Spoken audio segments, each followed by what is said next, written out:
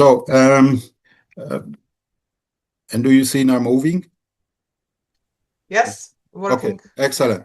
So we divide the presentation into two parts. I'll speak about the drivers and perceptions, and then Susan will join in with speaking about the how Europeans view inequality as shown by the Make It Equal data summaries and the Kronos 3 survey.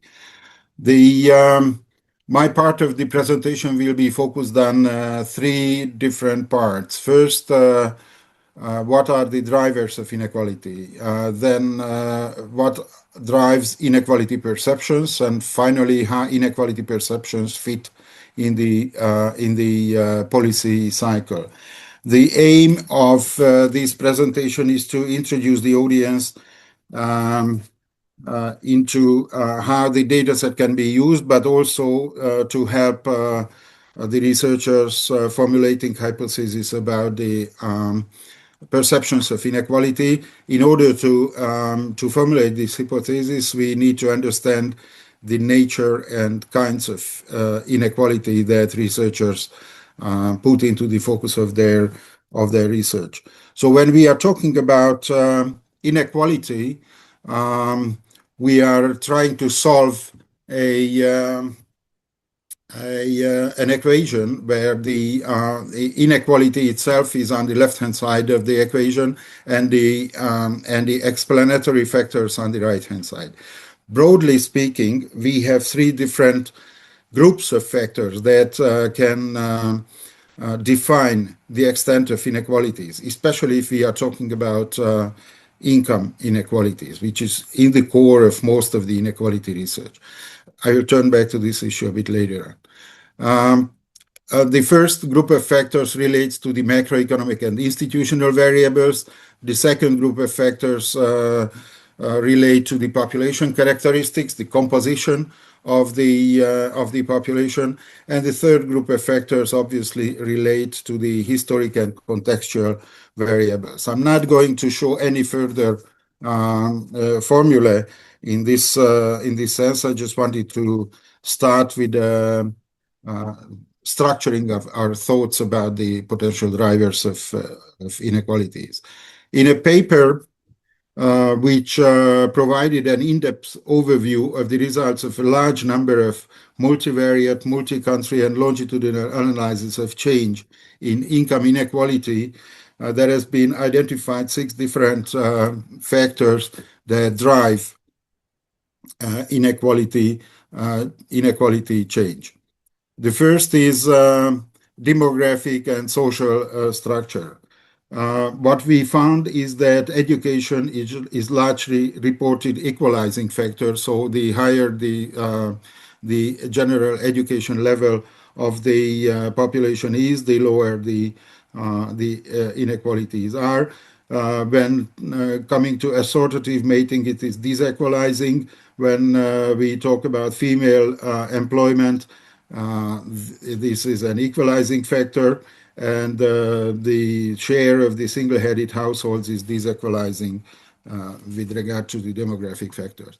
There is a large number of studies dealing with the macroeconomic structure and the potential effect of the macroeconomic variables on the levels of inequalities. What we see is that evidence on inequality and development relationship is inconclusive. So one cannot draw very simple conclusions on the level of, let's say, the GDP or industrial sector dualism. What is important is that when there is a rising unemployment, then it leads to larger levels of inequalities. This is fairly conclusive. A huge part of the literature is talking about the effect of globalization, of trade openness, financial openness, and outsourcing of production into various other parts of the world. However, most of these studies are either report insignificant or inconclusive results. What is important in this respect is the role of technological change in inequalities, and I would put it even further. the race between technological change and education, which matters. Technological change increases inequalities, while education expansion contributes to decrease. The fourth group of big factors is the labor institutions and regulations, where unionization and active labor market policies are equalizing, and minimum wages are modestly equalizing on the role on the extent of inequalities. The same holds for the unemployment benefits replacement rate. Now, a very important background factor is the political processes, where it's mostly the voter turnout that is shown to be having an equalizing effect, and to some extent partisanship, so the composition of the governments, which has a role on equalizing. And finally, but perhaps most importantly, the role of redistribution via taxes and transfers is important, and it is found that the tax transfer systems, if properly designed, and of course with great country variation, have a positive role in reducing inequalities, while among them, the most important part is cash transfers rather than taxes. Okay, I just wanted to briefly go through these factors to provide a sort of a context what kind of right-hand variables are important to show the changes in inequalities. For anyone who would like to go into deeper details, I suggest three overview articles. Later on, you will get the slides, so you can go for these articles in the literature. I think all three of them are available online in various places. Now, coming to the second topic, what drives the inequality of perceptions? So it's one thing that objective factors have a role on inequalities, but what about perceptions? There has been a very good article published most recently by Yahimovitz et al., who will be also given to you the reference to this article. Produces or presents four different kinds of questions what the researchers will have to ask from themselves and from the data if they want to understand the perceptions of inequalities. The first is, what kind of inequality are we talking about? Is it about incomes, or is it about wealth? And even if we decide which kind of variable do we choose to be explained, we may define them by outcomes versus opportunities. When we talk about outcomes, we mean the concrete distribution of the chosen variable among the population. And when we talk about opportunities, we talk about the functioning of the institutional system that lead to the current state of inequality. Some of the research defines inequity. Some of the research defines inequality. The basic question between them is the factor whether what are the individual contributions to the actual state of affairs with regard to inequalities. And this leads me to the third aspect, whether we want to have a positive or a normative view of inequalities. I'm not going to go into any further details. The second part is the level of analysis what we choose, whether we compare inequalities at a national or regional or a neighborhood level. Sometimes the questions in our surveys also reflect this aspect, especially about the the universe to which the inequalities are compared by the respondents.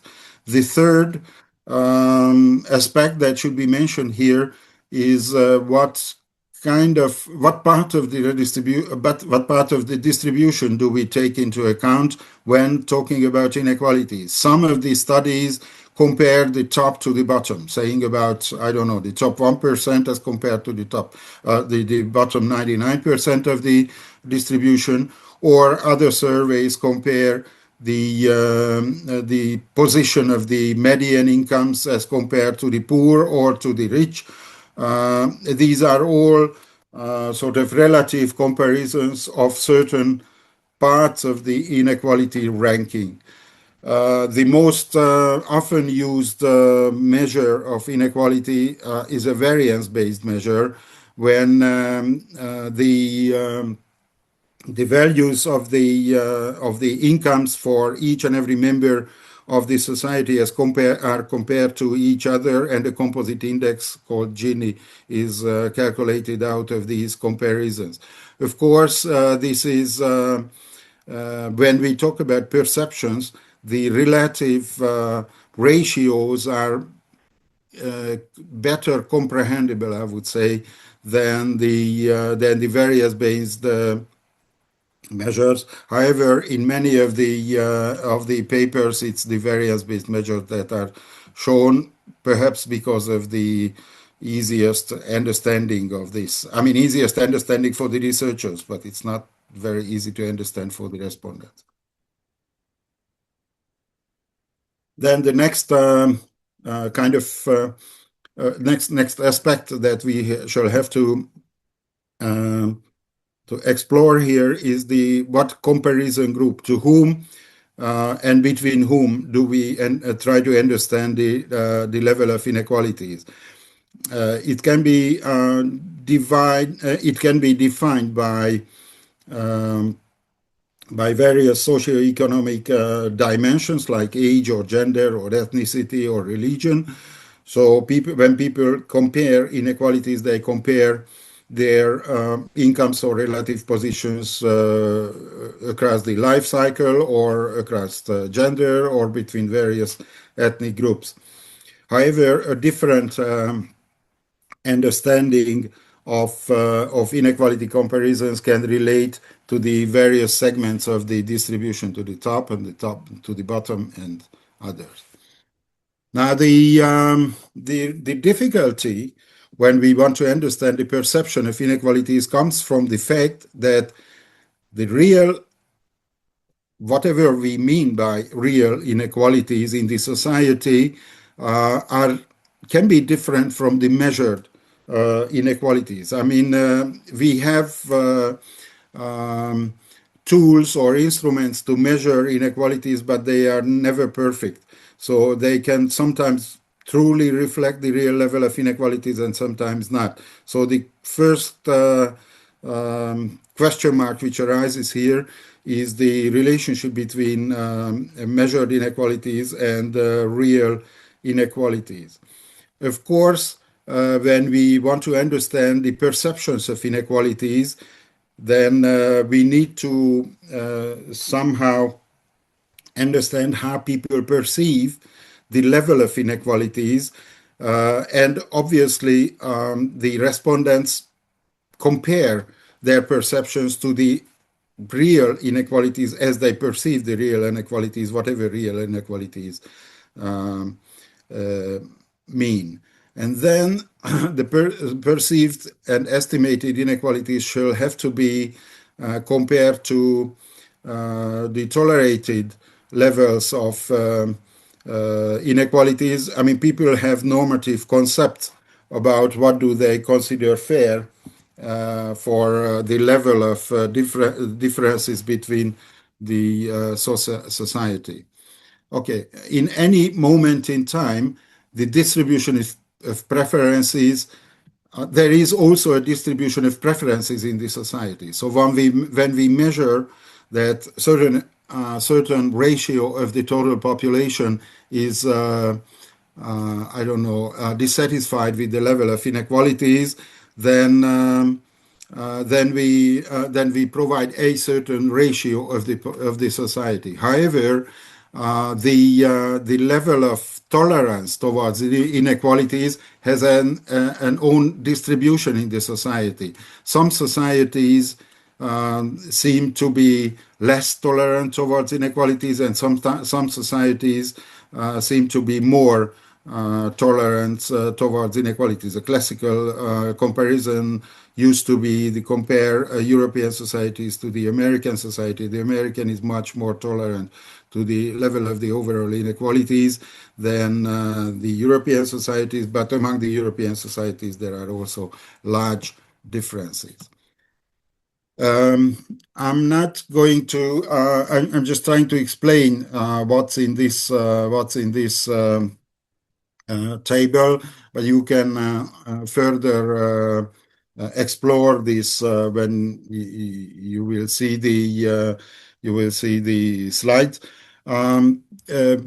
The comparisons about inequality evaluations and the demand for redistribution and the evaluations them can be made on macro level or on micro level, or the relationship between the macro and the micro link can be understood, and all these are very, very important. Some of the studies compare macro level country averages of, let's say, differences in perceptions and evaluations of inequalities, and try to explain the decomposition effects of the societies. Some of the studies compare micro or individual determinants of the distribution, and they try to understand how the individual attributes like socioeconomic variables, subjective perceptions, or reference group comparisons explain the micro levels. And there are other sometimes more complicated studies trying to establish a link between the macro and the micro level evaluations. For the theoretical assumptions about the determinants of inequality evaluations, we can distinguish between three levels of analysis. The individual attributes are socioeconomic position like income or class, individual demographic factors like age, gender, and generation, cultural factors like education, political orientation, or belief in democracy, meritocracy, and personal experiences like experiences of the past, income path of the relevant people, or their expectations towards their future positions. Then there is a very important, and in this respect about inequalities, perhaps a crucial background factor is the referential attitudes about how do people compare themselves to their peers in the society, to their reference groups, and how do they perceive the relative move of the various groups in the society. From this latter one, like the tunnel effect as defined by Hirschman, for example, it might easily be that in a period of growing inequalities, the perceptions and the dissatisfaction with inequalities does not grow, depending on what personal prospects do people attach to their own future potential income positions. And finally, the contextual and institutional effects are very important. The media is shaping attitudes, the geographical context matters, and the political polarization and political attitudes matter in that sense. Again, I suggest 4 different papers on inequality perceptions. The already mentioned Yahimovitz et al. Article. Then there is a very good book by Rueda and Stegmüller on who wants what, redistribution preferences in comparative perspective. There has been papers published by the Commission and by the OECD, which are very comprehensive about the attitudes of people towards inequality perceptions. My final topic, what I would like to touch, is the place of inequality perceptions. How do they fit into the political cycle? So starting from the bottom, you see that inequality and with the complicated interactions between inequality and perceptions, there is some sort of demand for a distribution appear, which is formulated in the political system, where the actors, the parties, the bureaucracies, and the rules of the electoral systems and behavior turn these demands into policies.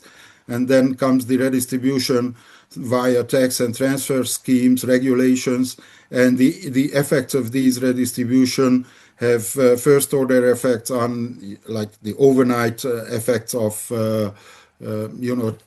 taxing some certain people and providing benefits for other social groups. These can be presented as first order effects, but there are also second order effects depending on the behavior responses of the various societal groups. Now, I think I shall stop here and give the floor to Susan, if she's here.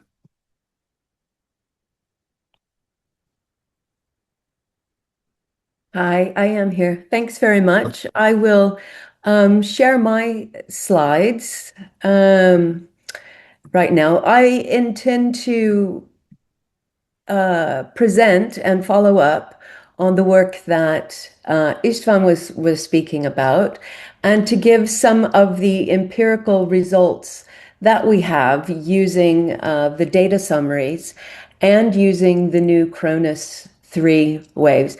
István has very well set up sort of the connections that we are looking at between the micro and the macro. But I also wanted to introduce, beyond sort of the areas that I will cover in this presentation, the conceptual frame that we are using to sort of group these different experiences, perceptions, and preferences in. So the conceptual frame we use is to look at personal experiences, and these are reports about material insecurity, as well as reports about experiences of discrimination. This section on and thematic focus on inequalities is quite broad. And then we look at how people think about inequalities in society and the extent to which inequalities exist. And then we look at responses to inequalities. So if people think that society is unequal and they think it's a problem, what should be done about it? And this includes redistribution. I won't discuss in detail here the different data sources that we draw on, but again, what the point I think of this slide is to show the breadth of topics that are covered in the thematic focus on inequalities. It's not just about material inequalities, it's also about discrimination and inclusivity and access to equal rights in terms of marginalized groups in society. So what I'll first do is look at an example of personal experiences or material insecurity. And I think this, the feelings, and this is from our data summary, this feelings of personal material insecurity, this shows the percent of people finding it difficult on their current household income. So this again is a measure of personal feelings of material insecurity. And I think this really nicely shows what is happening to these feelings of insecurity over time, how they were affected in 2012 by the Eurozone crisis. You can see an increase, particularly in Portugal and Hungary, in the feelings of insecurity in 2012, which coincide with the Eurozone crisis. You can also show quite nicely country level differences. Those are those macro level differences in perceptions of inequality or feelings of insecurity. And I think this then leads to the question, well, what are some potential explanations for why these feelings differ, and do they differ across demographic groups? So in some additional analysis in the data summary, this looks at differences between those who are under 25 and those who are older than 55 or 55 and older.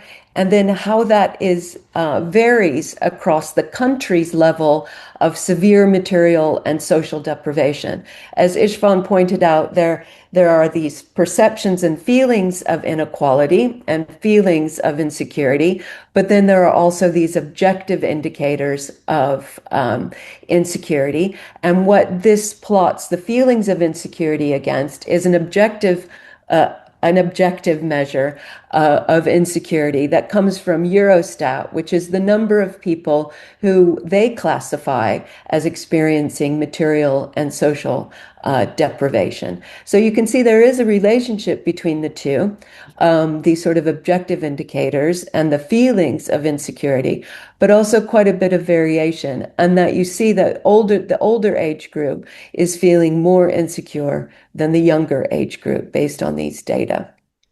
Okay. Another area that one can examine here is, aside from the personal experiences, is assessment and perceptions of the social conditions. So it's moving from the assessments of personal to more societal assessments and how inequality plays out at the societal level. And here we're looking at perceived income inequality. So this is a question from the International Social Survey Program that asks whether or not people agree that income inequality is too large in your country. So you could answer strongly disagree, neither, or agree or strongly agree. So this shows the proportion of people who strongly agree that income inequality is too large in a selected country. So again, this looks at variations across countries, with France reporting the highest level of concern about income inequalities, that people think it's too large. But it also shows differences in between men and women. And women in general are more concerned about these income inequalities. These data are pooled between 2009 and 2019, but we were able to ask this question again in the Cronus waves on a different, slightly different level of countries. And what I am showing in this next slide is the proportion of people who think that income inequality is too great, compared to the proportion of people who think that wealth inequality is too great. And the reason that I've compared income and wealth inequality, they're different things and different concepts. Income, of course, being about what you get on a yearly basis in terms of your wages, perhaps, and then wealth is a measure of the accumulation of all assets. And the current debate is really about what's more important, wealth inequality or income inequality. And most argue that wealth, rather than income differences, contribute more to overall inequalities. So I think it's important to compare income and wealth inequality perceptions together. And you can see that France, for example, which was high on thinking that income inequalities were too large, is lower than other countries on thinking that differences in wealth are too large. I think it's also important, and one of the other sort of perceptions that we measured is whether or not people are made angry by these inequalities. So we were able to ask in the Cronus survey whether or not wealth inequalities made people angry. And because we think that these inequalities that provoke emotional responses such as anger or envy or anxiety, these can also influence political attitudes and actions or behavior. So that there are not just these sort of cognitive responses, but there are these emotional responses to inequality as well. So you can see that there are countries where people think that these wealth and income inequalities are too great, and it also is they're also angry about them. and that we can see that in Hungary. There are countries like Portugal, again, where income and wealth inequalities are thought to be high and also angry. But other countries where they're thought to be high, but people are not as angry about them.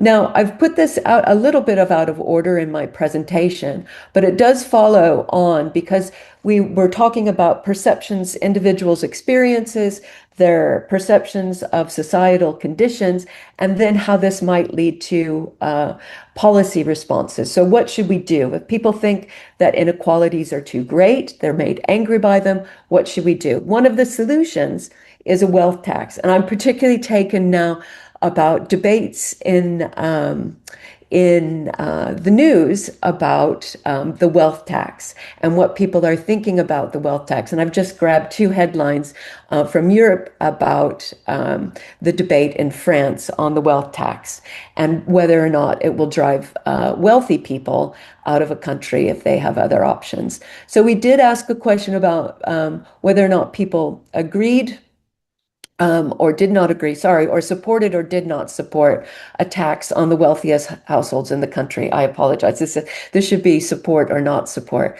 And you can see that in general, there is, in most countries, a majority or at least a plurality of support for a wealth tax. And this is consistent with lots of other public opinion research on a wealth tax, that generally people support a wealth tax. But you can see that in countries like Czechia and Poland, there is a lower level of support for a wealth tax. So that I think it is one demonstration of how personal experience of insecurity is one measure that we can look at, and then what people think about the societal conditions around inequality, and then what people think about some solutions to inequality. And I think we've done a very descriptive account of that here, but more in-depth analysis can be done in terms of linking more clearly how those attitudes are linked to one another, and again, how they might differ by socio-demographic groups, and how they might or might not be linked to macro level indicators of more objective measures of inequalities. So I just want to follow and focus on two more aspects. One of them is about the beliefs about the causes of inequality. And I was, in the analysis that we did around this, I was really struck both about the quality of the data that we have on this question and what it can tell us about the changes over time in whether and how people think inequalities are produced. And the International Social Survey Program asks a set of questions about how people get ahead. And these are generally seen to be measures of how people think inequalities arise in society. Does it have to do with people working harder? So are they produced on the basis of meritocratic outcomes? So some people are just working harder than others? And that's the question that I've reported here. There are other questions that ask if people think that getting ahead has to do with luck or family connections, or has to do not with meritocracy, but has to do with privilege or luck instead. But here I've presented what we can show about people's beliefs that in order to get ahead, you have to work hard.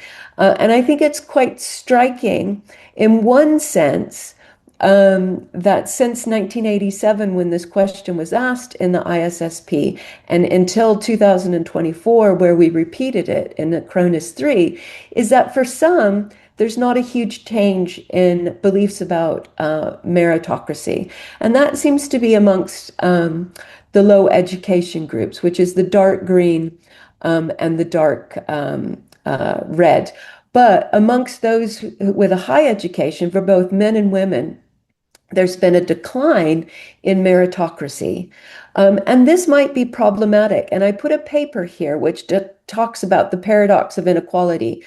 So people who believe that in inequalities think that they are produced by, meritocratically, that people work hard and produce these. But what happens if belief in meritocracy declines, yet we have rising inequalities? Does that change the link between perceptions of inequalities and how they are produced? And I think these data are really interesting, really in the sense that we see it's the highest education groups where there has been a big decline. And again, I think this demonstrates how useful these data are in terms of contextualizing what contemporary beliefs are. Okay, so now I'd like to just move on to the last section briefly to talk about responses to inequalities and preference for policy actions. I've already given you sort of an idea or a flavor of some of these policy actions by looking at people's preferences for the wealth tax. But I also want to look just more briefly at this to carry on with the themes about material insecurities. And this is, and to look again at macro indicators and sort of more objective indicators. This is a plots social expenditure in a country. And these data are from 2008, so they can be updated. So this looks at social expenditures as the percent of GDP, and the percent who agree, and this is from the European Social Survey, agree that social benefits lead to a more equal society. And there's a clear linear or positive relationship here. More social expenditures, and people are more likely to believe that it leads to an equal society. Again, this is not a causal analysis, but it does show a relationship at the country level between that macro level indicator and perceptions. Okay, so that sort of ends a discussion of the data that we've covered around material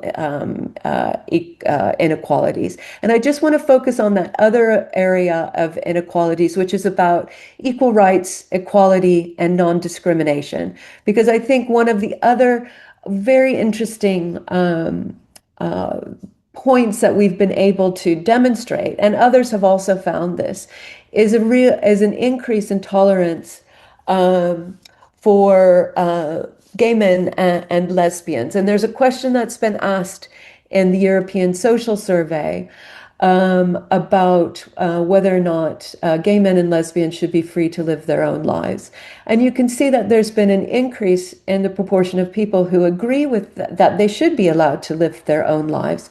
And this is particularly strong amongst older men in the European Social Survey. So there's been a steady increase in tolerance for gay men and lesbian lifestyles. Now, I think a question here is, well, what is driving this change? And there's been research on this, whether it's due to rising education levels, whether it's due to increased interpersonal contacts with lesbian and gay people, or whether it has to do with legislative changes. And I've just put a reference here which focuses on whether the extent to which this increase in tolerance is due to legislative changes, but it also investigates these other alternative explanations as well.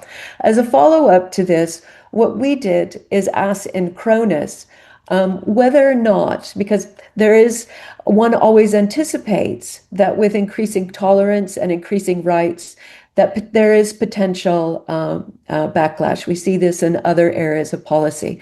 So we asked a slightly different question in Cronus, is whether or not people thought that equal opportunity policies for lesbian and gay and bisexual people had gone too far, had not gone far enough, or were just about right. But we also allowed the option of whether or not people had heard of these policies. And what it shows is that a fair number of people say that they have not heard about these policies. But also there is either, a great deal of acceptance that they're just about right, or they have not gone far enough, but a smaller minority of the respondents who think they've gone too far, and this is higher in Slovenia and Poland. So that shows again how we've sort of have carried through on the longitudinal analysis and then have updated it with some new questions in Cronus 3. And these data are, some of them, are found in the data summary report and a top-line report on wealth inequality and wealth taxation that we have produced. I think there's lots of room for future research. Some of them we suggest here. I think the emotional responses to inequality is particularly interesting. I think more exploration of age and gender differences and precarity measures are useful. And then we have not touched upon some of the questions that we asked and that are available about experiences of discrimination and how these can shape attitudes about inequality. This gets at your personal experiences of not insecurity, but actually being discriminated against and how this might drive attitudes about inequality. So I'll end there, and maybe there will be some time if there are questions that we can answer.